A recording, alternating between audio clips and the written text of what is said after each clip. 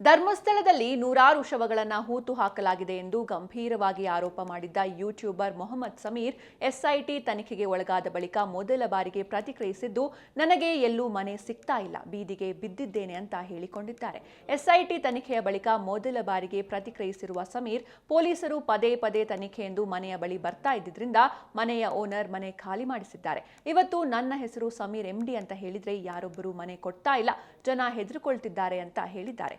ಯಾವಾಗಲೂ ಕೂಡ ಸ್ಟುಡಿಯೋದಲ್ಲಿ ಕುಳಿತು ಮಾತನಾಡ್ತಾ ಇದ್ದೆ, ಆದರೆ ಇವತ್ತು ಕಾರ್ನಲ್ಲಿ ಮಾತನಾಡ್ತಿದ್ದೇನೆ. ಕಳೆದ 1 ತಿಂಗಳಿಂದ ನಾನು ಹಾಗೂ ನನ್ನ ತಾಯಿ ಮನೆಗಾಗಿ ಬೀದಿ ಬೀದಿ ಅಲಿದಾಡ್ತಾ ಇದ್ದೇವೆ.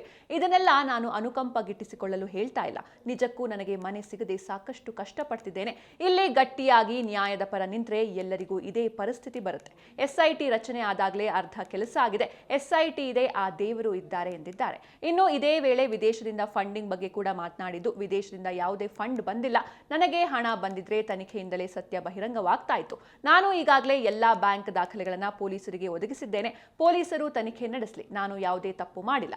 ಆದರೆ ನನ್ನ ಮೇಲೆ ಸುಳ್ಳು ಆರೋಪ ಮಾಡೋರನ್ನ ಯಾರು ಪ್ರಶ್ನಿಸದಿರೋದು ನೋವು ತಂದಿದೆ ಎಂದು ಆಕ್ರೋಶ ವ್ಯಕ್ತಪಡಿಸಿದ್ದಾರೆ.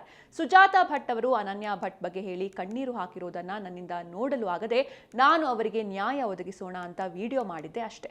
ಮಗಳ ವಿಷಯದಲ್ಲಿ ತಾಯಿಯ ಕಣ್ಣೀರು ಸುಳ್ಳಾಗಲು ಸಾಧ್ಯವೇ ಇಲ್ಲ ಅಂತ ಅಂದುಕೊಂಡಿದ್ದೆ. ಆದರೆ ಆಕೆಯ ಕಣ್ಣೀರೇ ಸುಳ್ಳು ಅಂದಾದ್ರೆ ನಾನೇನು ಮಾಡಲಿ? ಆಕೆಯಿಂದ ನಾನು ಕೂಡ ಮೋಸ ಹೋದೆ ಎಂದು ಸಮೀರ್ ತಿಳಿಸಿದ್ದಾರೆ.